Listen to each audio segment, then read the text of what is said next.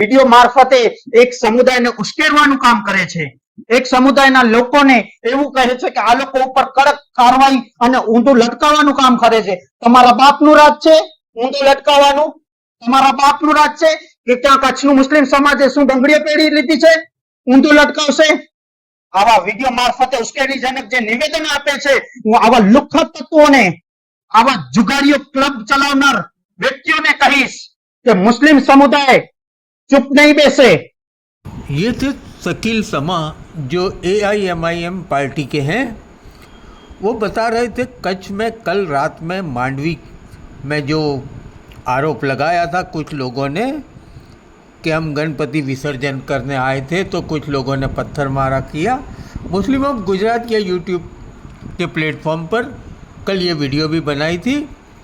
शकील समा का कहना है कि इसके लिए पुलिस ने अभी तक कोई अरेस्ट भी नहीं किया और जो बोल रहा है वो भुज के अंदर एंटी सोशल काम करते रहता है। ये सिर्फ मुस्लिमों पर आरोप ही लगा रहे हैं। ये फ़ोटोग्राफ वो लोगों का है जो कल रात को मांडवी से बता रहे थे कि हम गणेश विसर्जन करने आए और पत्थर मारा हुआ। आगे देखिए शकील समा जो AIMIM पार्टी के हैं उनका पूरा वीडियो।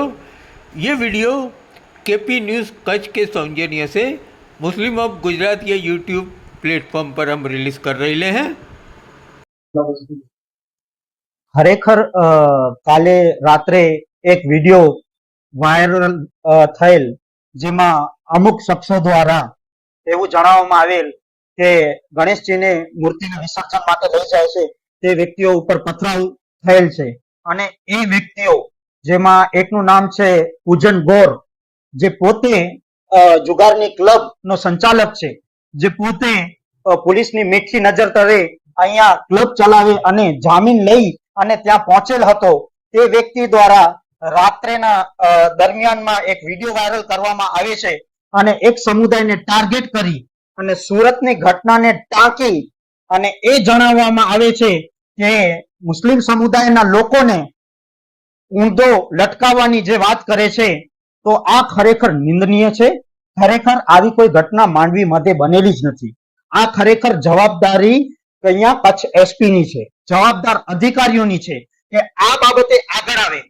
ગઈ રાતે જે ઘટના ઘટી છે ત્યારબાદ હજુ સુધી આ બાબતે પોલીસની કામગીરી સરાહનીય રહી છે। કોઈ પણ બે ગુનાને હજુ સુધી આ બાબતે ઉપાડેલ નથી। ખરેખર વાસ્તવિકતા અને આશંકા એ જતાડવામાં આવે છે કે કોઈક એવો પથ્થર ગાડીએથી ફરતા એક પથ્થર ગાડી ઉપર પડ્યું છે જેનું વાતમાં જેને કહેવાય કે વાતોડું બનાવવામાં આવ્યું છે અને ગુજરાતભરમાં એ વાતને ફેલાવવામાં આવી છે કે ગણેશની વિસર્જનની મૂર્તિ કરવા જતા વ્યક્તિઓ ઉપર એક સમુદાય દ્વારા હુમલો કરવામાં આવ્યો, એક સમુદાય દ્વારા પથ્થરમારો કરવામાં આવ્યો, પરંતુ ખરેખર વાસ્તવિકતા જુદી છે અને આવા કોમી વૈમનસ્ય ફેલાવનાર લોકો વિરુદ્ધ પોલીસને કાર્યવાહી કરવી પડશે।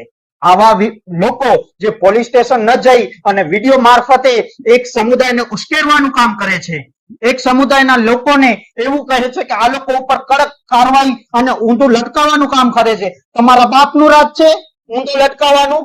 તમારા બાપનું રાજ છે કે ત્યાં કચ્છનું મુસ્લિમ સમાજે શું બંગડીઓ પહેરી લીધી છે ઊંધું લટકાવશે?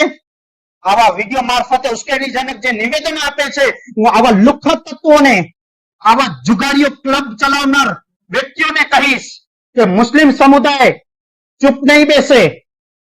આ ઘટનાઓ ખરેખર એક ષડયંત્રને તહેત થઈ રહી છે। પછી ચાહે કોટલા જડોદરમાંથી ઘટના હોય કે થોડા દિવસ અગાઉ મુન્દ્રામાં બનેલી ઘટના હોય, તેમાં પણ ધાર્મિક સ્વરૂપ દેવામાં આવ્યું, જ્યારે ખરેખર ઘટના એવી હતી કે ત્યાં નારિયેલ વાળા જે પણ વેચે છે ત્યાં બે ચાર લોકોનું ઝપાઝપી થઈ હતી અને તેમની વચ્ચે ઝઘડો થયેલો હતો, પરંતુ તે આખી બાબતને એક ધાર્મિક સ્વરૂપ દઈ દેવામાં આવ્યું અને તેમાં પણ એવું દર્શાવવામાં આવ્યું કે ગણેશજીની મૂર્તિ લઈ જનારા લોકો ઉપર હુમલો કરવામાં આવ્યો। ખરેખર આ ધાર્મિક બાબત હતી જ નહીં। અમુક ચોક્કસ સંગઠનો, અમુક ચોક્કસ વ્યક્તિ દ્વારા જાણી જોઈને ધાર્મિક ઉત્પન્ન થાય તેવું કાર્ય કરવામાં આવી રહ્યું છે। જાણી જોઈને ધાર્મિક બાબતને ઇન્વોલ્વ કરવામાં આવી રહ્યું છે। જાણી જોઈને ધાર્મિક બાબતને એટલા માટે જોડવામાં આવી રહ્યું છે કે એક સમુદાયને કેવી રીતે એક ધાર્મિક તળે અમે વધુમાં વધુ નુકસાન પહોંચાડી શકીએ। પછી ચાહે કોટડા જડોદરમાં તેની જે ઘટના હોય, કોઈ પણ એફઆઈઆર માં ફરિયાદી મુજબ એ ઘટના જોનાર કોઈ પણ શખ્સ ત્યાં કને હાજર નથી. ઝંડી લાગી છે કે નથી લાગી તે જોનાર કોઈ વ્યક્તિ નથી. ગણેશજીની મૂર્તિ ઉપર એક પથ્થર કોઈ એક જ પથ્થર કોઈએ ફેંક્યો છે કે નથી ફેંક્યો એ પણ નથી. તો આ શું તપાસનો વિષય નથી? એજન્સી તપાસ નહીં કરે? શું પોલીસ તપાસ નહીં કરે કે ખરેખર આવા કોઈ સંગઠનો દ્વારા કે આવા લુખ્ખા તત્વો દ્વારા આવી કોઈ સાજિશને તહેત કોઈ બે ગુનાઓને ખોટામાં ખોટા કેસો ફસાવવા માટેનું આ કાર્ય થઈ રહ્યું છે? શું ખરેખર આ તપાસનો વિષય છે? આવા વ્યક્તિઓ જ્યારે કચ્છ એસપી દ્વારા કહેવામાં આવતું હોય કે કોઈ પણ જાતના મેસેજ વાયરલ કરવામાં ના આવે કે કોઈ પણ જાતનું કોમી વૈમનસ્ય ફેલાવવામાં ના આવે, તો ગઈકાલનું વિડીયો માંડવી મધ્યે બનેલી ઘટના શું કોમી વૈમનસ્ય નથી ફેલાવતી? તો એ વ્યક્તિની ધરપકડ કોણ કરશે? એ વ્યક્તિ ઉપર કાર્યવાહી કોણ કરશે? એ જવાબદારી કચ્છ પોલીસની છે. અને આ તમામ ઘટના ઉપર એક પ્રેસ કોન્ફરન્સ કરવામાં આવે, કારણ કે આ તમામે તમામ ઘટનાઓ ન કરતા 16 તારીખના જશ્ન ઈદે મિલાદુન નબી છે, ત્યારે આવી એક સમાજને એક આસ્થાનું જેમનું વિષય છે, જે આસ્થા માને છે કે ગણેશજીની મૂર્તિ છે તેના ઉપર એક સમુદાય દ્વારા પથ્થરમારો કરવામાં આવ્યો છે તેવું દર્શાવવામાં આવી રહ્યું છે. ખરેખર આવી ઘટનાઓ ન ઘટી હોય તો પોલીસને સામે આવી અને જે માંડવીમાંથી જે ઘટના ઘટી છે, માંડવીમાંથી જે કોમી વૈમનસ્ય ફેલાવવાનું જે કાર્ય કર્યું છે, એવા વ્યક્તિ ઉપર કડકમાં કડક કાર્યવાહી કરવામાં આવે એ પોલીસની જવાબદારી છે. ત્યારે 16 તારીખના જશ્ન ઈદે મિલાદુન નબી છે, ત્યારે કચ્છના તમામ લોકોને એક શાંતિની અપીલ તમામ લોકો દ્વારા કરવામાં આવતી હોય. એક સમુદાયને લગાતાર એક ધાર્મિક તહેવાર બાબતે ટાર્ગેટ કરવામાં આવતું રહે તો કોણ જવાબદારી અને કોણ એની લેશે કે 16 તારીખના કોઈ અનિચ્છનીય ઘટના નહીં ઘટે? કેમ કે કચ્છ આખામાં જશ્ન ઈદે મિલાદુન નબીનો જુલુસ નીકળશે. તો એક સમુદાયને ઉશ્કેરવાનું કામ આવા લોકો કરી રહ્યા છે. જેમની આસ્થા ગણેશજી સાથે જોડાયેલી છે તે સમુદાયને ઉશ્કેરવાનું કામ કરી રહ્યા છે, પરંતુ જેમની ગ્રાઉન્ડ રિયાલિટી, જેમની સચ્ચાઈ અને વાસ્તવિકતા બિલકુલ જુદી છે. આ ખુદ પૂજન ગોર ખુદ આરોપી તરીકે એ ડિવિઝન પોલીસ સ્ટેશનમાં જામીન લઈ અને લોક અદાલતમાં પોતાનો ગુનો કબૂલ કરીને ત્યાં કને જાય છે. આ ખુદ પોતે જે ભક્ત દેખાડવામાં આવ્યું છે મોટો, એમને હું કહું છું, ચેલેન્જ થી કહું છું કે આ ખુદના ડોપ ટેસ્ટ કરવામાં આવે છે. નશાની હાલતમાં જ નીકળશે આ લોકો, જે નશાની હાલતમાં વિડીયો બનાવ્યા હશે અને કોમી વૈમનસ્ય ફેલાવ્યું છે. તો કચ્છ પોલીસને હું જાહેરમાં કહીશ અને વિનંતી કરીશ કે આવા લોકો ઉપર કડકમાં કડક કાર્યવાહી કરવામાં આવે અને કચ્છમાં બનતી ઘટના ઉપર કોઈ પણ જે બેકસૂર માણસો છે તેમને કોઈ પણ બાબતે અમે કચ્છ મુસ્લિમ સમાજ ચલાવી નહીં લઈ કે કોઈ પણ બેગુનાહ માણસને ઉપાડવામાં આવે કે તેમના ઉપર કેસ દર્જ કરવામાં આવે. કારણ કે કચ્છનો મુસ્લિમ સમાજ શાંત બેઠો છે.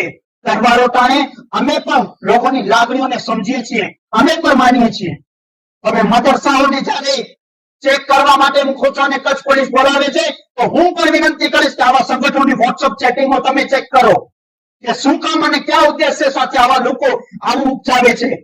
એક સોચી સમજી સાજિશને તહેત ધાર્મિક લાગણીઓ દુભાય તેવું કાર્ય કચ્છમાં થઈ રહ્યું છે.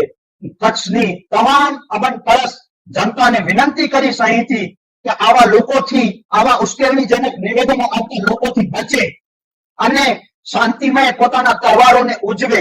આવી કોઈ પણ ઘટનાને મુસ્લિમ સમુદાય, આવા કોઈ પણ તત્વને મુસ્લિમ સમુદાયે કદી છાવ્યું નથી, પરંતુ ખોટી રીતે કોઈ પણ ઘટનાને ઉપજાવી કાઢી અને એક સમુદાયને વિશેષ સમુદાય દ્વારા ટાર્ગેટ કરવામાં આવશે તે કોઈ પણ બાબતે ચલાવી લેવામાં નહીં આવે. તેની કાળજી તમામ તંત્ર, તમામ કચ્છની પોલીસ અને તમામ કચ્છની જાહેર જનતા રાખે તેવી મારી અપીલ છે.